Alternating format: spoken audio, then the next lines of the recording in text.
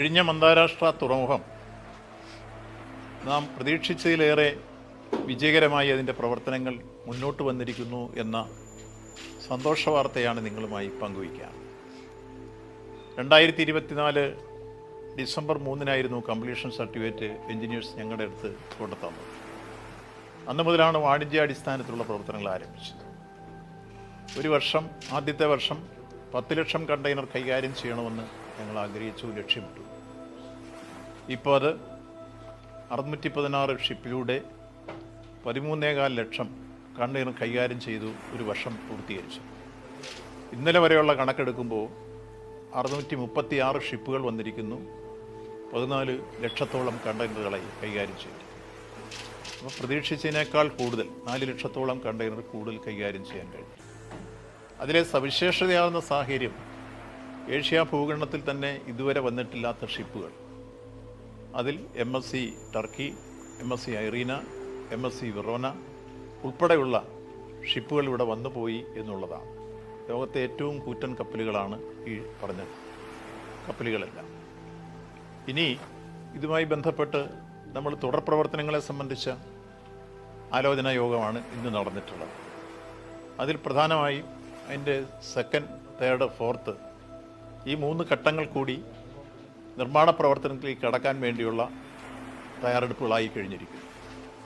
ജനുവരി മാസത്തിൽ 2ാം വാരത്തിൽ ആദ്യം നമുക്കിപ്പോൾ താൽക്കാലികമായി ഉണ്ടായിട്ടുള്ള ഒരു അപ്രോച്ച് റോഡിൻ്റെ കണക്ടിവിറ്റി പണി പൂർത്തീകരിച്ചു കഴിഞ്ഞു. അത് ഉദ്ഘാടനം ചെയ്യാൻ പോവുകയാണ്. അതോടുകൂടി റോഡ് മാർഗമുള്ള ചരക്ക് ഗതാഗതത്തിന് തുടക്കം കുറിക്കാൻ കഴിയും. 2, ഇതിൻ്റെ 2nd ഫേസിൻ്റെ നിർമ്മാണ പ്രവർത്തനങ്ങൾ ആരംഭിക്കുകയാണ്. അതിൻ്റെ നിർമ്മാണ പ്രവർത്തന ഉദ്ഘാടനം ജനുവരി മാസം 2nd വീക്കിൽ നടക്കുന്നു. അതിനി വേണ്ടി വരുന്നത്, ഇപ്പോൾ 800 മീറ്റർ ബെർത്താണുള്ളത്. ആ 800 മീറ്റർ ബെർത്ത് 1200 മീറ്ററോടെ വർദ്ധിപ്പിച്ച് 2000 മീറ്റർ ബെർത്താക്കും. അപ്പോൾ കൂറ്റൻ കപ്പലുകൾക്ക് പലതിന് വന്ന് കിടന്ന് ഒരേ സമയം അൺലോഡ് ചെയ്യാൻ കഴിയുന്ന രൂപത്തിലേക്ക് വരും. ലോഡിങ്ങിനും കഴിയും.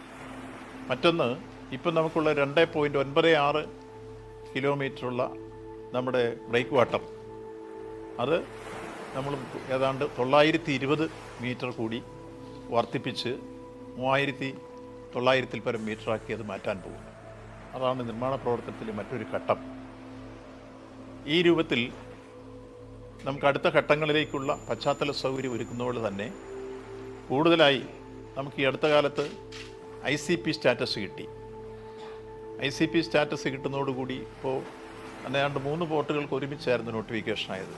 ഗുജറാത്തിലെയും മറ്റ് കൽക്കട്ടയിലെയും ഇവിടുത്തെയും. ആ സ്റ്റാറ്റസ് വന്നതോടുകൂടി നമുക്ക് ടൂറിസം രംഗത്ത് പുതിയ സൗകര്യമൊരുക്കാൻ കഴിയുന്ന രൂപത്തിലുള്ള സംവിധാനം ഒരുക്കാൻ പോകുന്നു. അത് ടൂറിസം ഡിപ്പാർട്ട്മെൻറ്റ് കൂടിയായിട്ട് ആലോചിച്ച് ഈ ICP സ്റ്റാറ്റസ് കിട്ടിയതോടുകൂടി ആ പശ്ചാത്തല സൗകര്യം ഒരുക്കി മുന്നോട്ട് പോകാനുള്ള ശ്രമങ്ങളിലേക്ക് വരാൻ പോവുകയാണ്. പിന്നീട് ഇത് കൂടാതെ നമുക്ക് ഈ 2, 3, 4 ഘട്ടങ്ങൾ കൂടി പൂർത്തീകരിക്കുന്നതോടുകൂടി നമുക്ക് കൂടുതലായി വേണ്ടി വരുന്ന പശ്ചാത്തല സൗകര്യങ്ങൾ, ആ പശ്ചാത്തല സൗകര്യങ്ങൾ, യാർഡിൻ്റെ സൗകര്യങ്ങൾ വേണ്ടി വരും. അതേപോലെ തന്നെ പുതിയതായി വിവിധ സംവിധാനങ്ങൾ ഒരുക്കിക്കൊണ്ടുള്ള ഇൻസ്പെക്ഷനും മറ്റു കാര്യങ്ങൾക്കുമുള്ള സംവിധാനങ്ങൾ വേണം. ഇതിനെല്ലാം ഭൂമി അനിവാര്യമാണ്. ആ ഭൂമി കൂടുതലായി ഇപ്പോൾ അക്വിസിഷൻ നടപടിയിലേക്ക് കടന്ന് എടുക്കാൻ ഇന്ന് തീരുമാനിച്ചു. ഒപ്പം നമുക്ക് ഷിപ്പിൻ്റെ ആവശ്യങ്ങൾക്കായി വേണ്ടി വരുന്നത് കടലിൽ നിന്ന് തന്നെ ഡ്രഡ്ജ് ചെയ്ത് മുന്നോട്ട് പോകാനും തീരുമാനിച്ചു. ആ തരത്തിൽ ഭൂമി ആവശ്യമായത് ലഭ്യമാക്കാൻ ആവശ്യമായ ഇൻഫ്ര ഉൾപ്പെടെയുള്ള ഇന്നത്തെ ഗവൺമെൻറ് സംവിധാനങ്ങളെ പ്രയോജനപ്പെടുത്തിക്കൊണ്ടുള്ള അടിയന്തര പ്രാധാന്യത്തോടു കൂടി കാര്യങ്ങൾ നീങ്ങും. മറ്റൊന്ന്, ഇപ്പോൾ റെയിൽവേ കണക്ടിവിറ്റിയായി ബന്ധപ്പെട്ട് 9.2 മീറ്റർ നമുക്ക് തുരങ്കപാതയും ടോട്ടൽ 10.7 കിലോമീറ്റർ വരുന്ന റെയിൽവേ പാതയുമാണ് നമുക്കുള്ളത്. ആ ഭൂമി ഏറ്റെടുക്കലും അതിൻ്റെ പ്രാധാന്യത്തോടുള്ള പ്രവർത്തനവും നടന്നുകൊണ്ടിരിക്കുന്നു. അതിലിനിയും ഒരു മീറ്റിംഗ് കൂടെ കഴിഞ്ഞാൽ അത് പൂർത്തീകരിക്കാൻ കഴിയുന്ന രൂപത്തിലേക്ക് നിർമ്മാണ പ്രവർത്തനം തുടങ്ങാൻ കഴിയുന്ന രൂപത്തിലേക്ക് എത്തിക്കാൻ കഴിയുമെന്നാണ് പ്രതീക്ഷിക്കുന്നത്.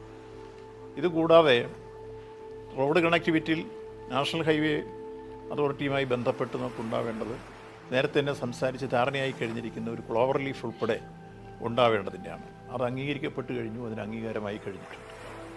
അപ്പോൾ ഇപ്പോൾ താൽക്കാലികമായി ഉണ്ടാക്കുന്ന നമ്മുടെ ബൈപ്പാസ് നമുക്ക് പ്രയോജനപ്പെടുത്തിയാലും ഭാവിയിൽ ഈ ക്ലോവർ ലീഫ് ഉൾപ്പെടെ വന്നെങ്കിൽ ഏറ്റവും വലിയ ബിസിനസ്സിൽ നമുക്ക് മുന്നോട്ട് പോകാൻ കഴിയും. അത് രണ്ട് കൂട്ടത്തിലോട്ട് തെക്കോട്ടും വടക്കോട്ടുമുള്ള സൗകര്യങ്ങളെ പ്രയോജനപ്പെടുത്താൻ കഴിയും. ആ കാര്യങ്ങളെക്കുറിച്ചും ഇപ്പോൾ ആലോചിച്ച് കഴിഞ്ഞ് ഭൂമി ഏറ്റെടുക്കലും മറ്റ് നടപടികളും മുന്നോട്ട് നീങ്ങിക്കൊണ്ടിരിക്കുകയാണ്. ഈ തരത്തിൽ മുന്നോട്ട് പോകുന്ന സന്ദർഭത്തിൽ ഭാവി പ്രവർത്തനങ്ങളുമായി ബന്ധപ്പെട്ട കാര്യങ്ങൾ കൃത്യമായി ചർച്ച ചെയ്യാൻ വേണ്ടി കൂടിയാണ് ഞങ്ങൾ ഇന്ന് യോഗം ചേർന്നത്. അതുകൊണ്ട് ജനുവരി 2-ാം വാരത്തിൽ നമുക്ക് മൂന്നാം വാരത്തിൽ നമുക്ക് കൃത്യമായി ഡേറ്റ് പറയാത്തത് CM-ൻ്റെയും അതോടൊപ്പം തന്നെ ഇവരുടെ അദാനിയുടെ എല്ലാം കൂടി ഒരു സൗകര്യം ചോദിച്ചിട്ടായിരിക്കണം നിർമ്മാണ പ്രവർത്തനം തുടങ്ങുന്നത്. അവർ 2-ാം വാരം ഇപ്പോൾ എഗ്രി ചെയ്തു. CM-നോട് ചോദിച്ചിട്ട് അദ്ദേഹം ഡേറ്റ് തരുന്നതിൻ്റെ അടിസ്ഥാനത്തിൽ നിർമ്മാണ പ്രവർത്തനം ഉദ്ഘാടനത്തിൻ്റെ ഡേറ്റ് അനൗൺസ് ചെയ്യും. എന്തായാലും 2-ാം വാരത്തിനപ്പുറത്ത് പോകില്ല. അതിനുള്ളിൽ ചെയ്യാൻ കഴിയുന്ന രൂപത്തിലേക്കാണ് ഇന്ന് ഞങ്ങൾ ആലോചിച്ചിട്ടുള്ളത്. നമ്മുടെ കരാറിൽ പറയുന്നത് 2028, 2, 3, 4 ഘട്ടം 2000. നമ്മുടെ ഇപ്പോഴത്തെ നമ്മൾ പുതുക്കി നിശ്ചയിച്ച കരാറിൽ 2028 നമ്മൾ പൂർത്തീകരിക്കണമെന്നാണ്. അതായത് മുൻപ് ആദ്യം ഉണ്ടാക്കിയ കരാർ അനുസരിച്ച് 2045 പറഞ്ഞത്. അതിൽ നിന്ന് പുറകോട്ടിറക്കി നമ്മൾ രണ്ടാമത് ഉണ്ടാക്കിയിട്ടുള്ള കരാറിലാണ് സെക്കൻഡ് ഫേസും തേർഡ് ഫേസും ഫോർത്ത് ഫേസും 2028 കൂടി പൂർത്തീകരിക്കുക എന്നുള്ളതാണ് പുതിയ കരാർ. അതോടുകൂടി നമ്മുടെ തുറമുഖം ലോകം ശ്രദ്ധിക്കപ്പെടുന്ന നമ്പർ 1 തുറമുഖമായി മാറാൻ പോവുകയാണ്.